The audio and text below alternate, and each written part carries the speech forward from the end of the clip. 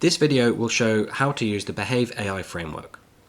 So this is a framework that lets you take video information and extract information about which individuals are where based on their movement and their behavior, or simply their static appearance. The framework works by taking video input frames, here just shown as a series of still frames over time. But the multiple frames are then combined to create what we call color from motion. So the movement between consecutive frames is shown in colors, and these colors change through time, so that white and blue are the most recent movement events, and then this goes through to green and red as the most distant, long ago motion events. This allows us to be able to visualize movement in color and see the speed and direction and even acceleration of objects. And we can train neural nets to use this information to classify objects from their behavior and their movement specifically. So we've ended up with these two streams. We've got both the static stream of still images and the motion stream of video. These first go through the model in what we call primary classifiers. So in this example, we're using the semaphore flies.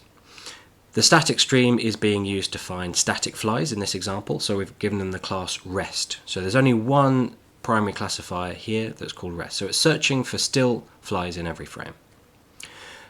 And then from the motion, the movement behaviors that are quite difficult to classify just from still frames here, we have them displaying or walking or flying. So we've got these primary classifiers, and what it means by primary is in each frame, the classes are searched for across the entire frame. So here we've got a couple of detections of displaying and walking, and here we've got a couple of detections of resting. Then optionally, the framework also lets us pass these to what we call secondary classifiers. So here, once we've detected something in the primary class, the framework automatically will crop these and send them to secondary classifiers. In this fly example, we were wanting to work out whether they were male or female flies.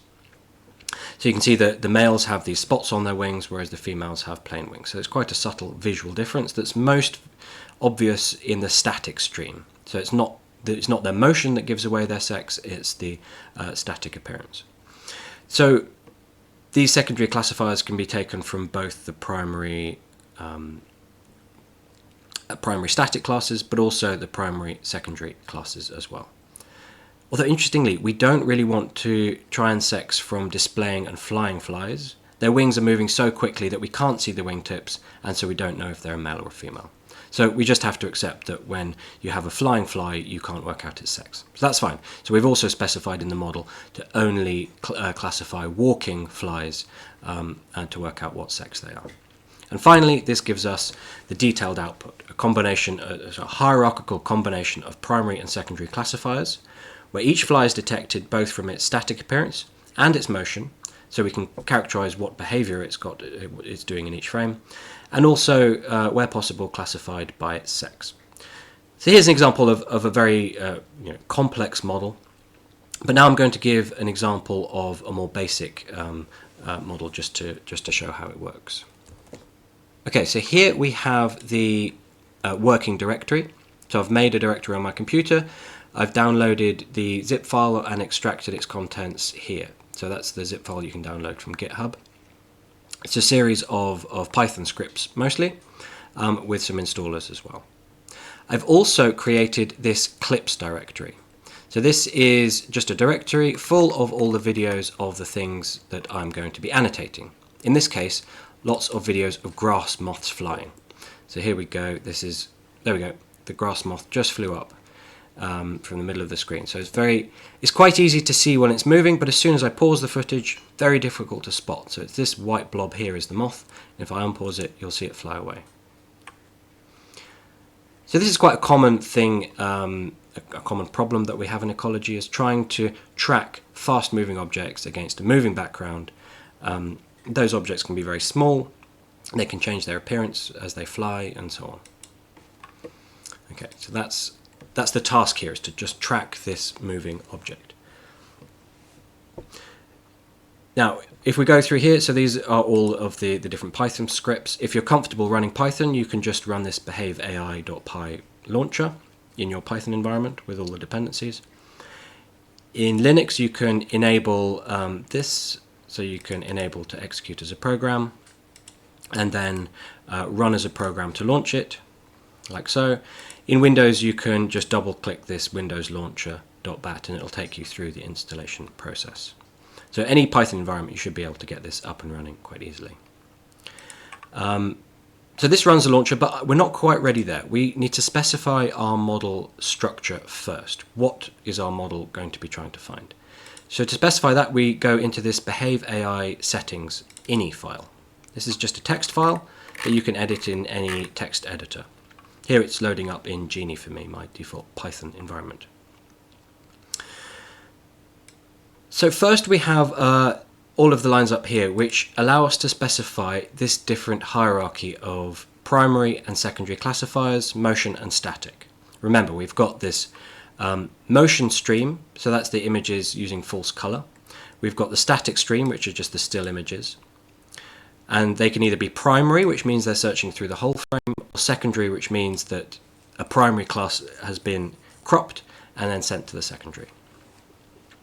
So we've got a huge flexibility to arrange our model in different ways, and have a look at some of the online examples with the semaphore fly or the gulls and so on. These can be combined in lots of complex ways. For now though, we're just going to try and detect moths from their movement. So it's their movement that gives away these moths. So we only have one primary motion class. In every motion frame, we're going to look for moth.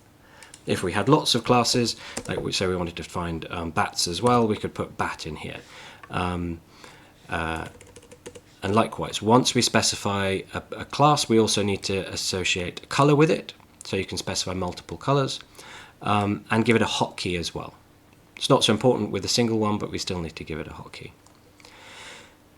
So I'll just go through all of these features as well, because they're quite useful in nuanced ways to deal with different model structures. So this motion block static means that we can actually, if we have both primary motion and primary static classes, should we block them from each other? So let's say we wanted to find moths both from their static or their movement, but we didn't want them, for whatever reason, to be trained to ignore each other when there's one but not the other.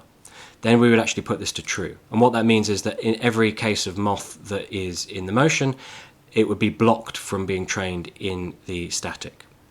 And likewise here, vice versa. It simply draws grey boxes over them in the relevant static versus motion data set. It can also be undone later. So this, if you change this later, you can actually rebuild the data set and undo that.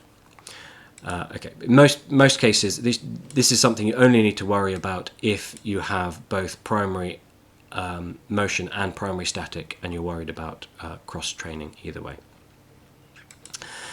Next, we have these secondary classes. So in the semaphore fly example, I wanted to use a secondary static class to determine the sex. So here you'd have male and female flies, but we don't have that here. We've just got moths. Let's just keep it simple for now and find moths. Ignore secondary. This gives us a list. Remember with the semaphore flies, we wanted to ignore the secondary classifiers looking for the sex of the flies when they were either flying or displaying. In that case, we would type fly and display here if we wanted to ignore those from secondary classifiers. Saving empty frames, you should generally leave as true. This just lets you press enter at any point and enter a blank frame with no labels in the annotation. And this is really useful to control false positives. So it's a background frame and it's treating it as background. Dominant source. This is only really important if you have both primary static and primary motion classifiers again. There'll be cases where it detects something in both frames. So in both streams. So something is detected in both the static and the motion stream. How do you reconcile these? These are almost certainly the same object, and so it will lump them together for tracking as the same individual. So which source should be taken as a dominant one? You can either set this to the static or the motion. Motion is generally more salient, so it makes sense. Or you can set this as confidence, in which case whichever classifier is more confident about its classification will take precedence. Okay, so that's those settings, and see all of the information here describing each of those. Scale factor you should generally leave at 1. This is something that pre-scales all of the images, both when building the training set and processing the images, so it can scale things down. So you might find it useful actually to train things at scale of 1, but then maybe downscale this massively for the processing, which often you can halve the size of videos, which will then process much quicker without losing much efficacy. Frame skip lets you, when you're converting, when you're creating that color from motion, it tells the script how far back in time to go and whether it should skip frames. So at the moment, frame skip's set to 0, so it uses all of the consecutive frames. Whereas if I set this to 1, it will skip every first frame, so it will look at every other frame. And if we set it to 3, it will ignore every 3 out of every 4 frames, and so on. So what this does is it allows you to look at things that are moving more slowly. For example, if your video footage, if the motion in it is happening quite slowly, try putting this up and it will see further back in time. Motion threshold lets you set a threshold below which no motion will be detected at all. So this could be useful in scenes with lots of noise in them. But in practice, these framework, the neural nets seem to be very good at dealing with noise, so it's not normally recommended. Line thickness and font size, these are just the user interface specifying how thick the lines and fonts should be. So you set these to whatever fits your screen and your video resolution. Validation frequency, this is important for deciding the likelihood that any given annotation frame should be sent either to the training dataset or the validation dataset. So the way these models works is most of your data you want to send to the training dataset. That means that the annotations that you make, they use to actually build the model and test it internally. But then the validation set is what's used to work out how well your model is performing independently, with data that were independent of those used to train the model itself. So if you wanted 10% of your annotations to go to validation, then you'd put this at 0.1, 20% would be 0.2, etc. Somewhere around here is typical and probably sensible. Next, importantly, we have the strategy. So this is very, of all of these settings that you play with, the strategy is probably the most important to think about in terms of the strategy that's used to convert motion into color. So there's two main options here, which are either sequential or exponential. So sequential is what I've chosen here for the moths. This will just simply show, going backwards in time, the first frame difference will be shown in white, and then the next in blue, and then the next in green, and then the final one in red. So red is the longest time ago, and white is current. So we've only got now 4 sort of, if something's moving along very quickly, it will leave 4 big blobs, a white one followed by the colored ones. This preserves quite a lot of information about the shape of the object.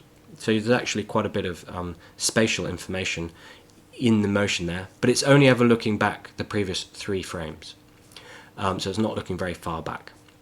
This is particularly useful for this butterfly example, this moth example, where objects are moving quickly. Whereas in many cases, so the majority of cases where you have more subtle motion information, I'd recommend trying the exponential first. Exponential, instead of just showing the previous 3 frames, is looking back many frames, and it's exponentially smoothing the motion differences. And these means a moving object leaves behind these smooth motion tails that initially is white, then blue, but then this kind of longer tail of green, and even longer gradual tail of red. which makes it particularly easy to, from the color of an object, to look at its acceleration in different directions and so on. I should say, with any of these settings, you must specify these settings before you start annotating, and then train your model. But you can change these settings afterwards, so don't change these settings mid-annotation flow. But if you do, you can simply rerun. If you run this script, regenerate annotations, if you run this manually, it will actually regenerate all of the data set, the motion data set, to fit your current settings.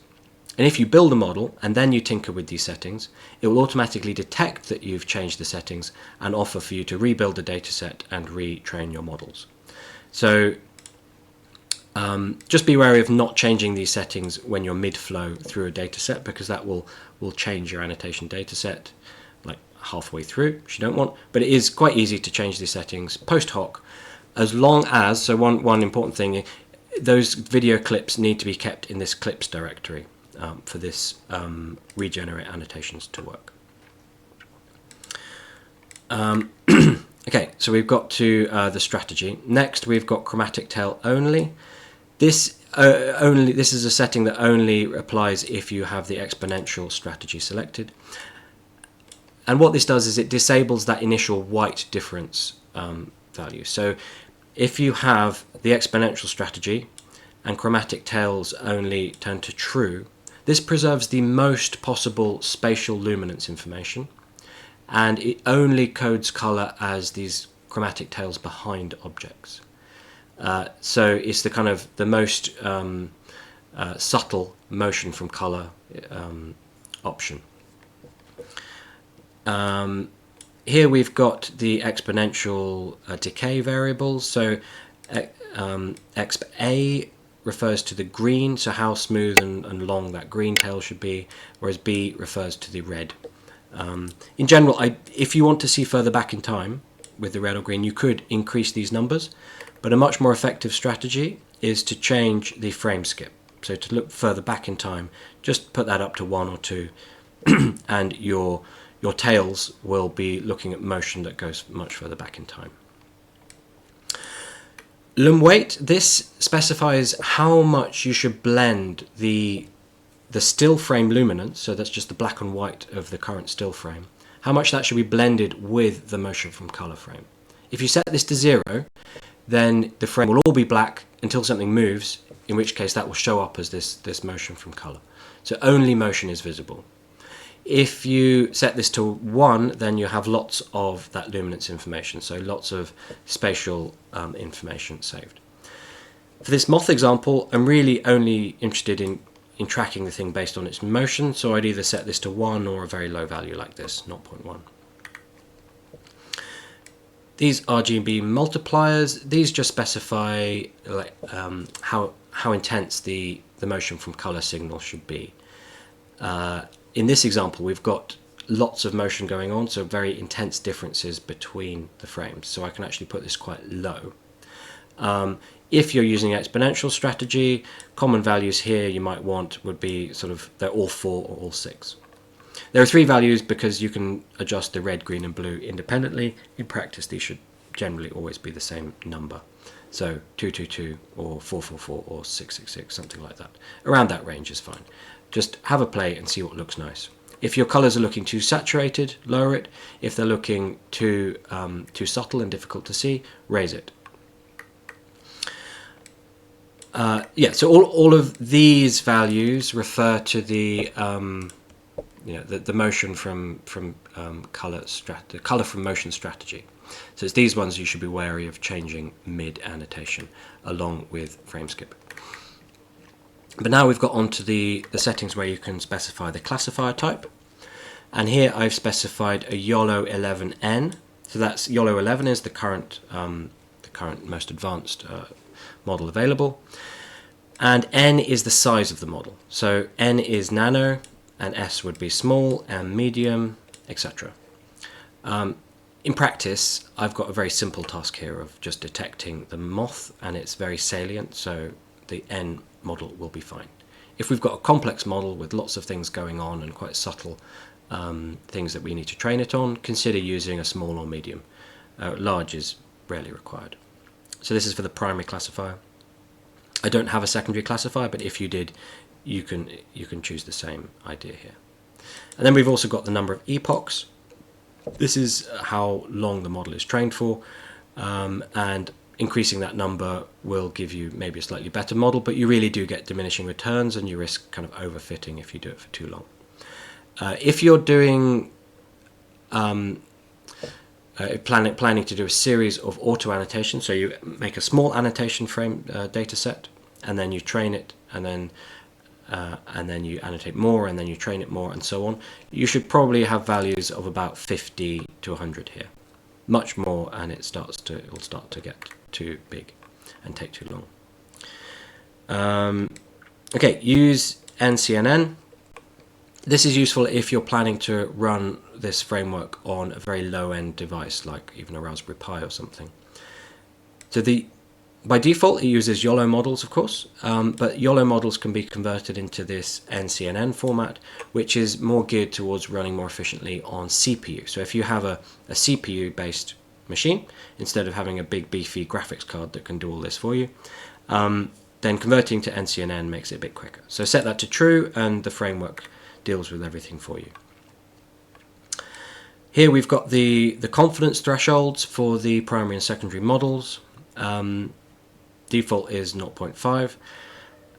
If you lower this to a very low value, then you'll get lots of false positives, so you're accepting very low confidence classifications. If you set this to very high, so 0.9 or something, then you'd only be accepting things that the model is extremely sure is the actual thing. So you'll end up with missing a lot, but being very confident about the ones you find. So you can balance between false positives and false negatives here, but generally everything is set so that 0.5 should be correct, and you generally don't need to touch these. Here, these settings are all for how to combine detections that happen in the same place. So if we have a detection in the motion and the static stream, then they can overlap with one another. We generally would assume that they're the same individual, and these settings let us specify the conditions under which they should be treated as the same, and how long the framework should remember where individuals were before it forgets their location. And then finally we have the Kalman filter settings. This is the filter that keeps track of individuals. So this filter is quite sophisticated in that, imagine if you have two individuals whose paths cross over one another. So briefly, one individual is invisible because it's underneath the other or something. Based on their heading, so their vector, their speed and direction that they're going, this filter should be able to track each individual and remember which is which coming out of that situation. These settings are the ones to play with if that isn't working as anticipated. Okay, so that's all these settings here, and remember, if you make any changes, you need to save these settings before you move on. Okay, so to run the framework, let's just launch this script, run as program. Now we're going to start doing some annotation. So simply click annotate, and I'll select this grass moth 1 video, and here it loads up the video, and it immediately shows us the motion stream, and if I press my space bar, it's showing me the static visual stream. We've got a track bar at the bottom that lets us scan through the video. So we can find, there's the moth just starting to fly up now. Move back and forth like so. And you'll notice where you put the cursor, you get this zoomed in view. So at the top right, it's showing us the zoomed in view of the moth in the static stream. And then below that, so in the middle, it's showing us the moth in the motion stream. So here you've got the white, the blue, and the green, and the red. And I can press spacebar again and show you the whole screen in motion view. So we've got the white, the blue, the green and the red. Here's the moth flying, very obvious in this motion stream, but almost invisible in the static stream. And then finally at the bottom right we have this little animation that shows us the motion over the relevant frames. So if I go to the start of where this moth starts flying, around here, all I need to do is draw a box basically. So I check I'm in moth mode, so it'll be M on my keyboard, and just need to draw a box. So click and drag to draw a box over that moth in this frame, and then I press enter, and that's saved that annotation.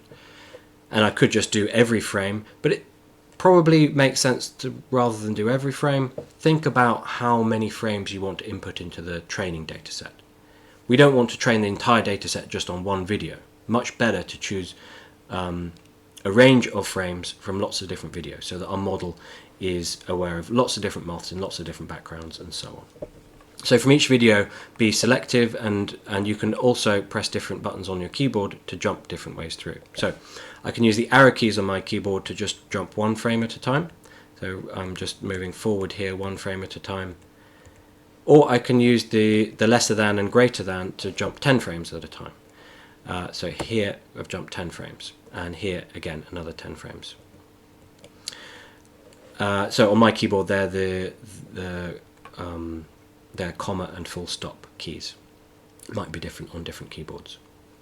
Okay, so let's just add a few more. Here we go, draw a box. Make sure the bounds of the box just touch the edges of, in this case, the motion image.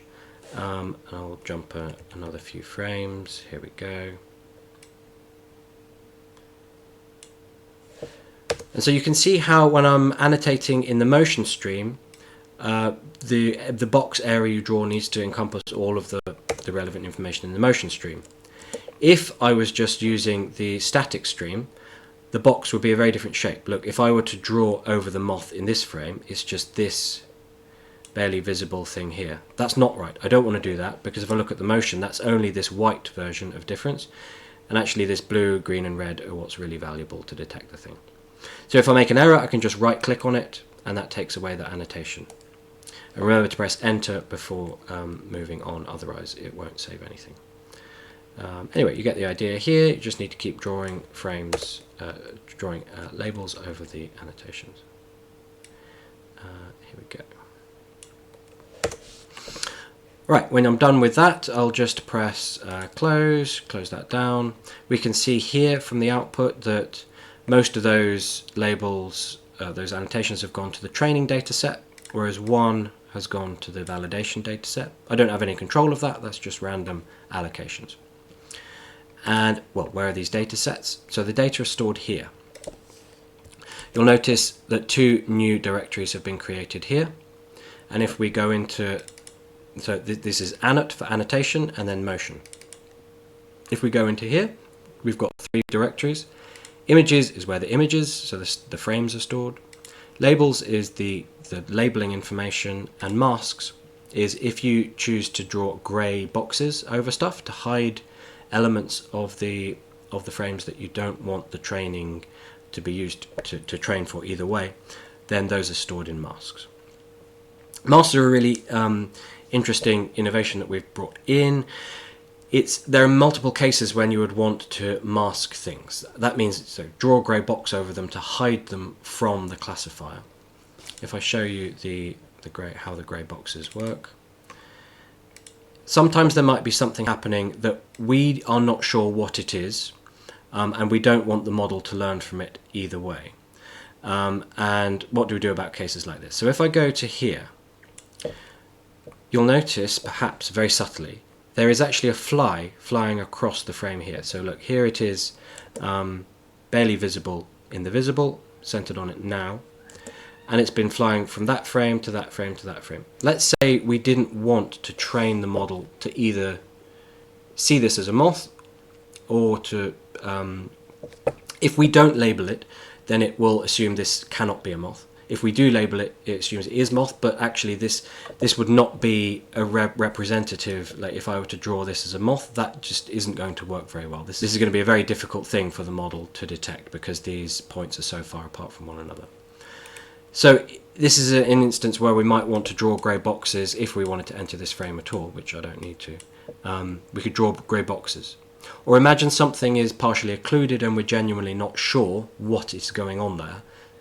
We don't want to confidently train the model to know that this is the real thing, or the class A versus class B. If we're not confident doing that, then we shouldn't be telling the model that either, so we can just draw grey boxes over it. And again, we would press enter to save that grey box. Anyway, going back to here, those are all saved in the masks thing here. If I look into the images, we can see that everything is split between training and validation data sets. And if we go into the training, then here we've got these are just those still frames. And we have exactly the same in the static. These are just the images, but now these are the static images. And you can see here is the moth. But we're not training on this. It saves the static as well as the motion, even though we're not using the static, just so that in future you've actually got it there. And in many cases you could even retrain the model to use the static without needing to redo any annotations, which is sometimes convenient. If we go back to this folder, you'll notice PyCache. So this is used by the scripts to work out whether there have been changes to your settings. You'll also notice two important files that have been created, these YAML files, one for each primary classifier. And so if we look in one of these are just text files that are used for the training. These specify the classes that we have, in this case just one class, so number of classes is 1 and it's called a moth, and so that just specifies this. It also tells the deep learning model, the YOLO model, where the training and validation data sets are. And you'll notice these are absolute paths, so that if I were to copy and paste this entire directory to somewhere else on my computer, these YAML files would need updating. So either just delete them and rerun your annotation, and they will be remade, or update those paths manually. So if we have a look at some of the other tools here, we have this button that lets us inspect dataset. If I click this, it will simply bring up an ability to inspect our current dataset. So it shows us all of the frames in our dataset and how they're labeled, and we can go into this and change anything we're not happy with. So if we want to change this one, I can just right click it to delete it.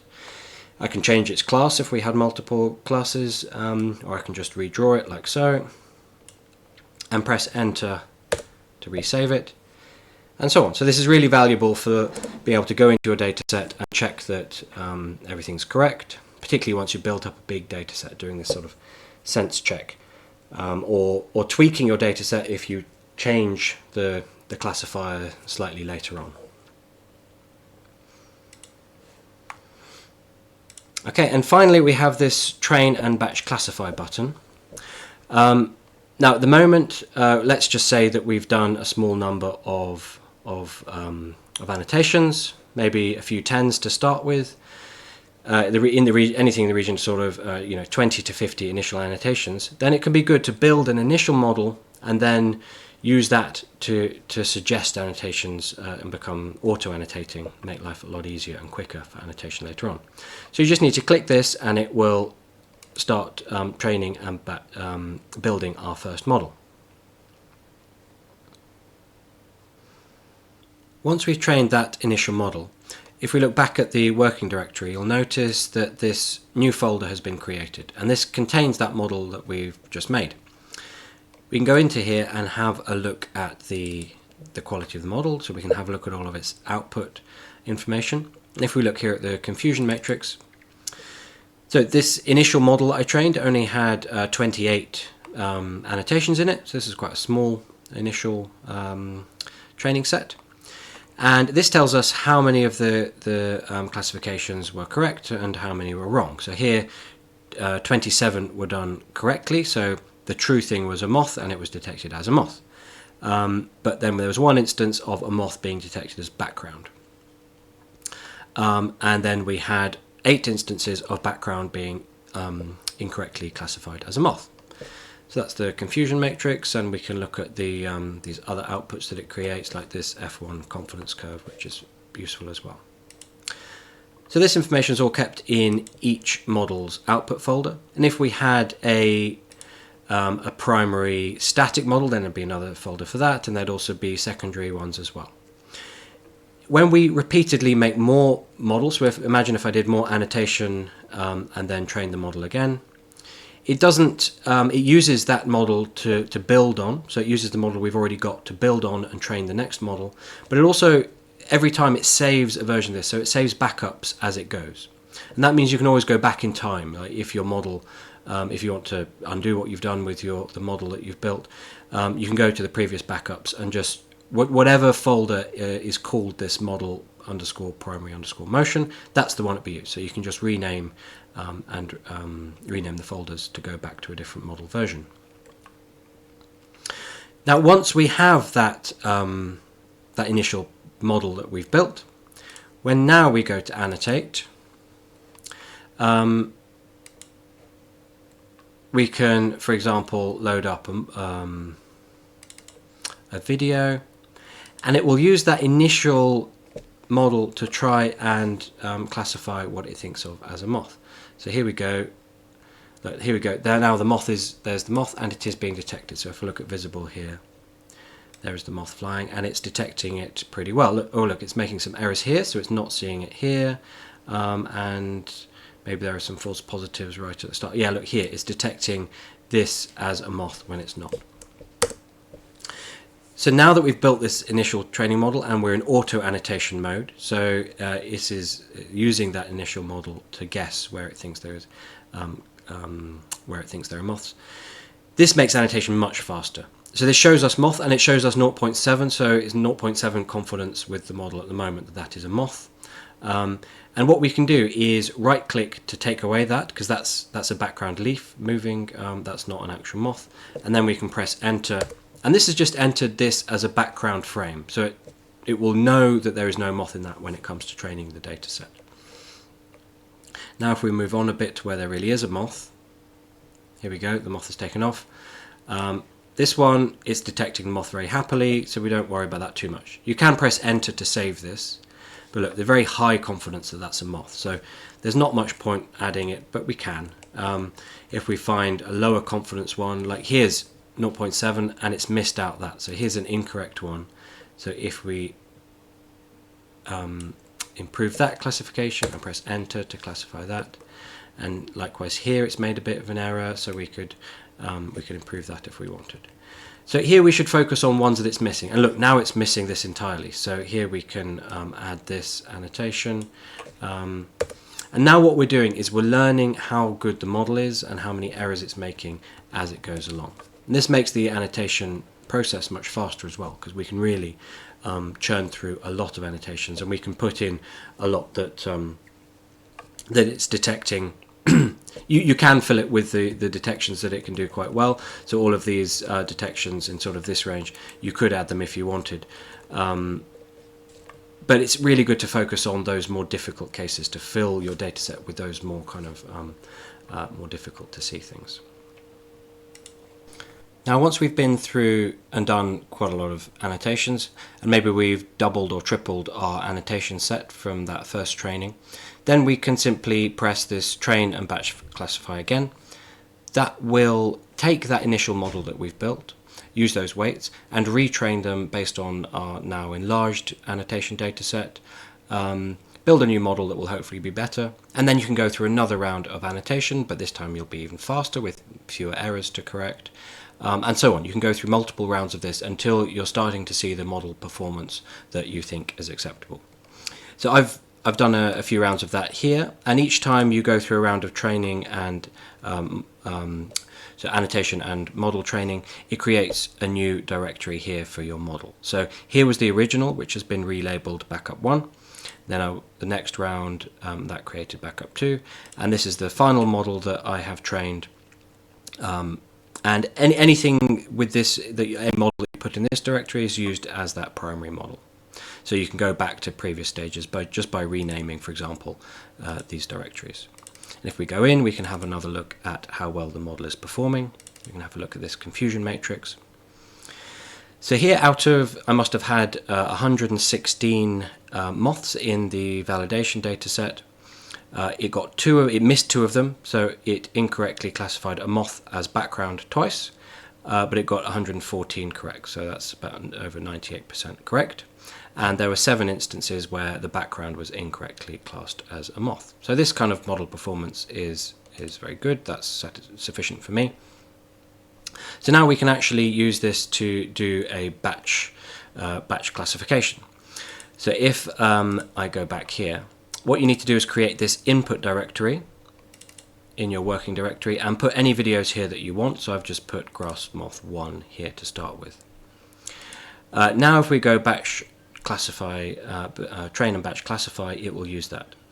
Now also I have made some little edits, for example, to the settings folder. So this, I'm just going to use this as an example to show you what happens if you make any changes. So if I click this now, it will detect that that I've made changes to the settings that I've used for creating the motion strategy. I just did this as a highlight, as a demonstration, but if you did change your data set, this thing should come up, and if you click yes, it will rebuild your annotation data set for you, the motion side of it, and retrain your model. I've just made some changes and not actually implemented them, so I can say no here. It's also detected I've added annotations, but every time you add more annotations and press this batch training classify, it will ask you whether you want to train it. So training can take a few hours on a slow computer. If you've got a graphics card that can do it, and then it should only take a few minutes. But you can choose whether to retrain the model or not. In this case, no, I've pre-built these models. So here you can see it processing that video in the input directory. It's running at over 20 frames a second. This is without my graphics card plugged in, so that's the kind of speed that you get. And now you'll notice it's created this output directory on our working directory, and it's produced this video of our moth. So this is just a copy of the video footage, and if I pause it here, you can see that it is correctly classifying that moth. So it's just labeling it for us, and it shows you the Kalman filter with the dot in the middle of the centroid, and then this second dot with the line drawn, it shows you the direction of its heading with each frame, and it shows you where it thinks it's going to be in the next frame. And you can see this is 1, so there's only 1 moth that is being detected, and this is all being detected as that single moth number 1. So if we go to the CSV, the spreadsheet output, we only had 1 primary class, so everything here is being detected as a moth. There are no other classes. But if we had multiple classes with motion or static, so primary static class here, then it would tell us in each frame where it detects anything, what it's detected, with what confidence. So here the initial moth, just as it was taking off, was fairly low confidence, but then once it got flying, it was into much higher confidence regions. This shows us the frame number. This is the ID of the moth, so if another moth were to take off later on, so here the moth actually exited and re-entered the frame, so that's now being classed as moth number 2 down here. It shows us the XY coordinates, and if there were secondary classifiers, likewise, it would show us the data for the secondary classifiers with the class and the confidence level for each. So this is a nice simple spreadsheet of what behavior is detected from what individual at what time where, that it should be hopefully therefore quite easy to use in whatever downstream processing you choose to do.